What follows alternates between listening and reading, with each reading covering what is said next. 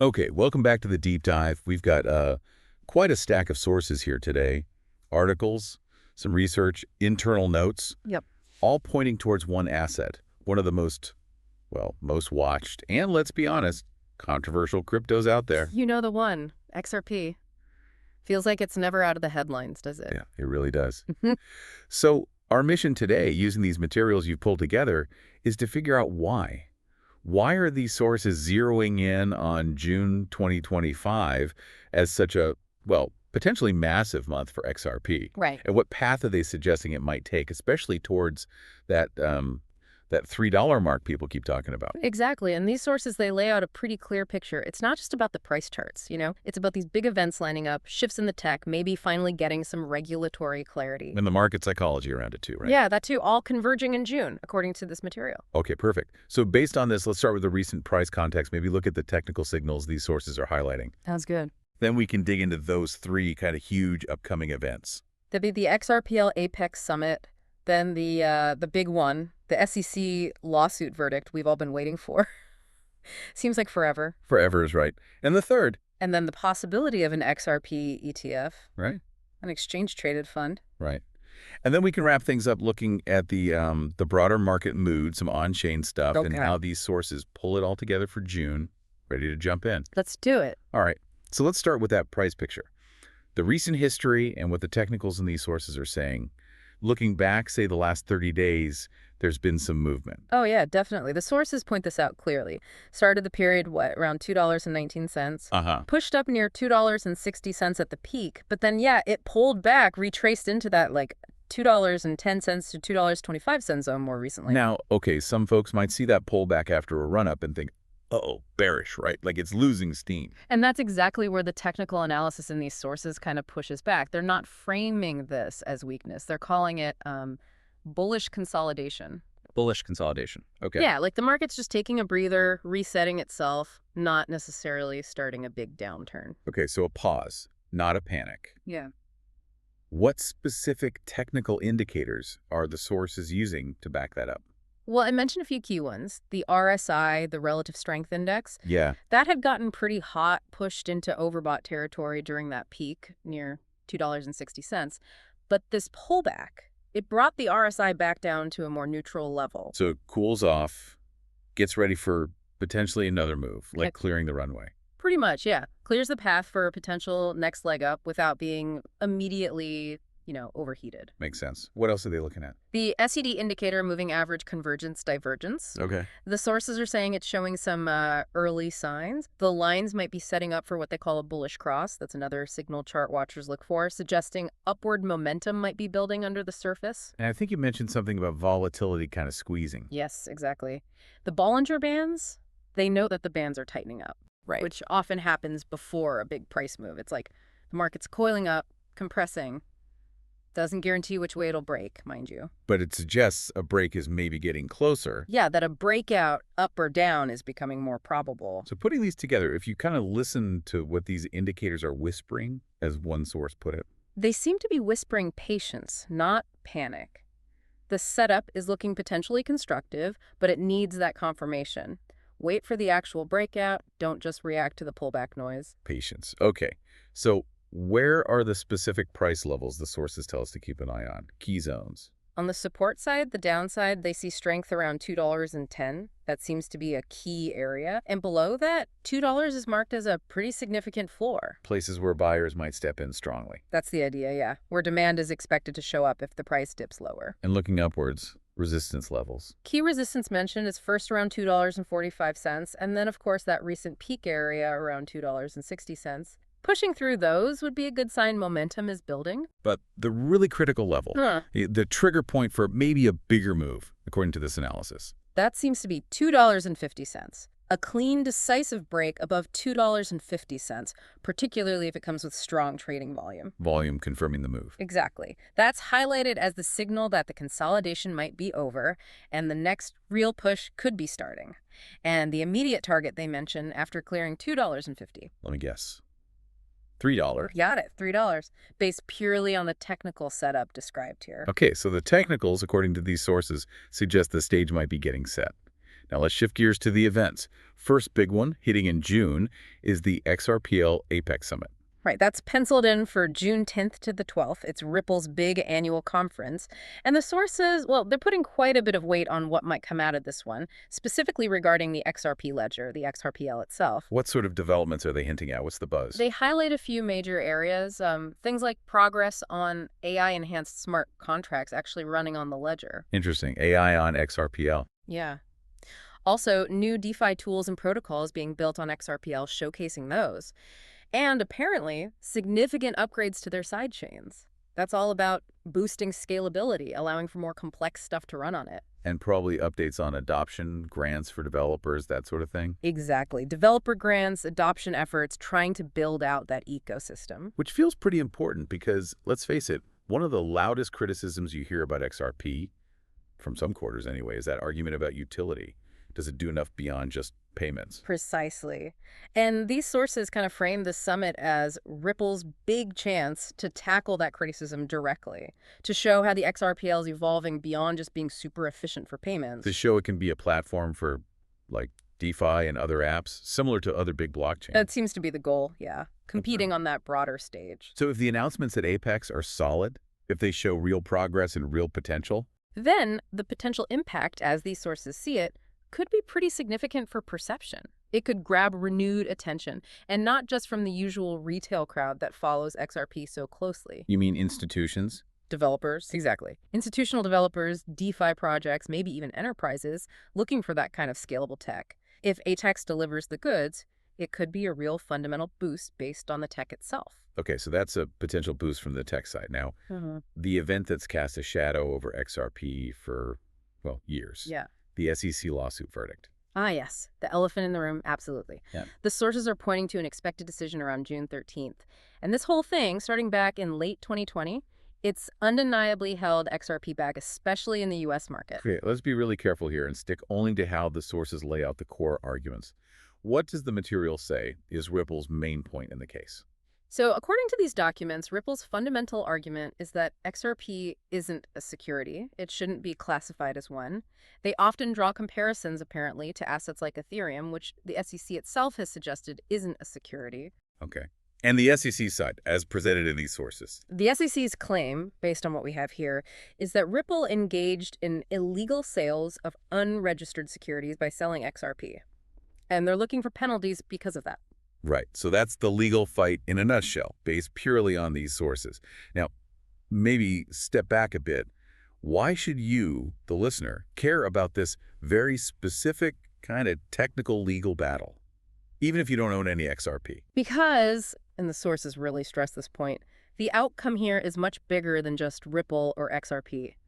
This case is seen as a potential landmark. It could set a huge precedent for how all sorts of digital assets get classified and regulated in the U.S. So it could bring clarity or maybe more confusion for the whole industry in the States. Exactly. Clarity or confusion for basically any crypto project operating in the world's biggest economy. That's why literally everyone in crypto has their eyes on the state. Understood. It's got massive implications for the regulatory future. So drilling down again, based only on the source material, what are the potential outcomes and what would they mean specifically? Okay, the sources sketch out a couple of main scenarios. Scenario 1, Ripple wins. Okay. If that happens, they predict several big positive things. First, XRP could potentially get relisted on major U.S. crypto exchanges like Coinbase, Kraken. Which would immediately open it up to U.S. buyers again. Big time. Increase accessibility, trading volume. Second, a Ripple win would set a really strong legal precedent in the U.S., potentially making it clearer which digital assets aren't securities.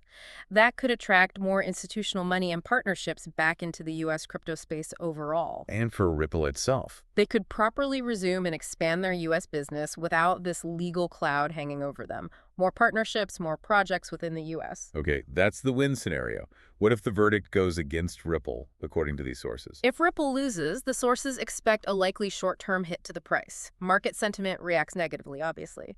But they also point out a couple of things. Ripple would almost certainly appeal. Which could drag things out even longer. Yeah, significantly delay any actual enforcement of penalties or restrictions. Plus, the sources suggest the XRP market outside the US, especially places like Asia, Latin America, where Ripple has a strong presence, might just carry on, somewhat insulated from the US legal drama. So a loss would be bad, definitely a setback, but maybe not a global knockout blow, according to this analysis. That's how it's presented here, yes. Yeah. A major setback, but not necessarily game over globally. Wow. The stakes really couldn't be higher, could they? For XRP and maybe for the whole sector? Absolutely massive. Okay, just a few days after that potential SEC verdict date, the sources highlight another potential major event, the possibility of an XRP ETF ruling. Yes, that's the third piece, anticipated around June 17th. And the sources, they label this possibility as potentially huge. Huge. Okay, why huge? What's the big deal about an ETF for XRP, especially coming right after the lawsuit news potentially drops? Well, several reasons laid out here. An ETF basically throws open the doors for big institutional money. Think pension funds, asset managers, hedge funds. The big players. Right. It gives them an easy, regulated way to get exposure to XRP without actually having to buy and store the crypto themselves. That's a game changer. It means XRP could potentially land in retirement accounts, standard stock market ETFs, big wealth portfolios. So it vastly expands the potential buyer base beyond just crypto natives. Exactly. And the sources point out this would likely dramatically boost daily trading volume, make a market much deeper, more liquid. Plus, it adds this layer of legitimacy, right? Regulatory approval, mainstream access. That can really drive long-term investor confidence. And we kind of saw what happened with Bitcoin and Ethereum when their ETFs launched, didn't we? The sources make that exact comparison. Billions flowed into those assets pretty quickly after the ETFs got the green light. The potential for XRP, if an ETF is approved, is framed as being in that same ballpark. In the timing. That's the kicker. The sources suggest if you get that perfect storm, a favorable SEC ruling followed almost immediately by an ETF approval. Well, they speculate that could trigger one of the fastest floods of institutional money we've seen in crypto. Okay, so that combination. The technical setup looking ready, potential good news from the summit, potential regulatory relief, and potential institutional floodgates opening. That's the confluence these sources are pointing to for June. Yeah, it definitely paints June as a month absolutely packed with potential catalysts, both positive and negative, depending on how things shake out. Right.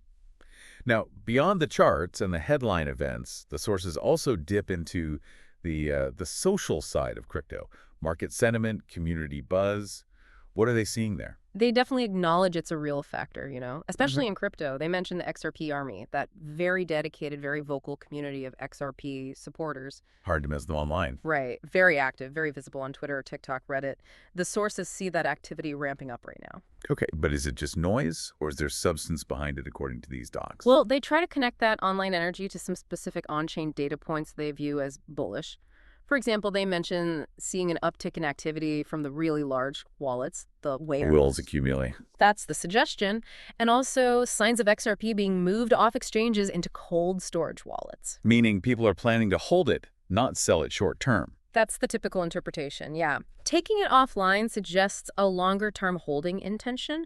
So you combine that whale activity, the move to cold storage, and what they describe as generally lower selling pressure on the exchanges. The picture suggests supply is tightening up. Pretty much. Supply being taken off the market or held tightly by believers, which, basic economics, if demand increases and supply is tight. Price tends to go up. Exactly. The sources tie this together by saying, look, crypto isn't just about fundamentals or charts. It's also heavily influenced by culture, by community belief. And right now, they say, XRP's culture feels like it's heating up significantly ahead of these June events. Okay, let's try and pull all these threads together then. We've got the technicals suggesting consolidation, maybe readiness for a move. We've got the three huge potential catalysts, Apex Summit, the SEC verdict, the ETF possibility. And we've got this backdrop of bullish sentiment and on-chain signals, according to the sources. How do they synthesize all that to get back to that $3 target we talked about at the start? They basically circle right back to that key technical level we discussed, $2.50. Right, the breakout point. Yeah. The sources really emphasize that if XRP manages to break cleanly above $2.50 and does it with convincing volume, then the technical path points pretty directly towards $3 as the next major stop. And $3 isn't just a random number, is it? No, not at all. It holds both psychological importance, it's a big round number, and it's been a significant technical level in XRP's past history, acting as both resistance and support at different times. So they combine that historical significance with those technical indicators we mentioned earlier, the MACD potentially crossing bullish, the RSI having cooled off, the Bollinger Bands tightening, suggesting stored energy. The technical setup is primed, basically. Prime for a potentially big move, yes, if Yeah. it gets the right push. So the core conclusion then from all this material is that hitting $3, maybe even going higher in June, really hinges on those three big catalysts aligning. That's precisely the synthesis presented. Whether XRP actually makes that substantial move the charts seem prepped for towards or maybe even past $3, it all comes down to how those three key events play out. Needs a successful Apex summit showing tech progress, needs that favorable SEC outcome for clarity, and needs an ETF approval to unlock that institutional cash. And do the sources kind of game out the different scenarios? Like, what if only some of them happen? They do lay out a few possibilities. The perfect storm scenario. If all three line up positively, great summit, Ripple wins against the SEC, and the ETF gets approved, the sources suggest that combined power could realistically propel XRP into the, say, $3 to $4 range, maybe even a bit higher, fairly quickly, within weeks potentially. Wow, okay, that's definitely the bull case scenario painted there. It's presented as the high probability outcome if all those pieces fall perfectly into place. Now, what if one of them falls short? Maybe the summit is just okay, or the ETF gets delayed, or the SEC ruling is kind of murky, not a clean win. Right. In that case, the sources suggest those technical support levels we talked about, especially down near $2, are probably strong enough to hold. It likely caps the upside potential for June, but prevents a total collapse. $2 acts as an anchor. Okay, so $2 holds if one piece is missing. What if, say, two of the big three don't deliver? If two key catalysts fail, maybe a mixed SEC result, and no ETF greenlight, even with a decent summit, the sources do acknowledge a price dip is likely.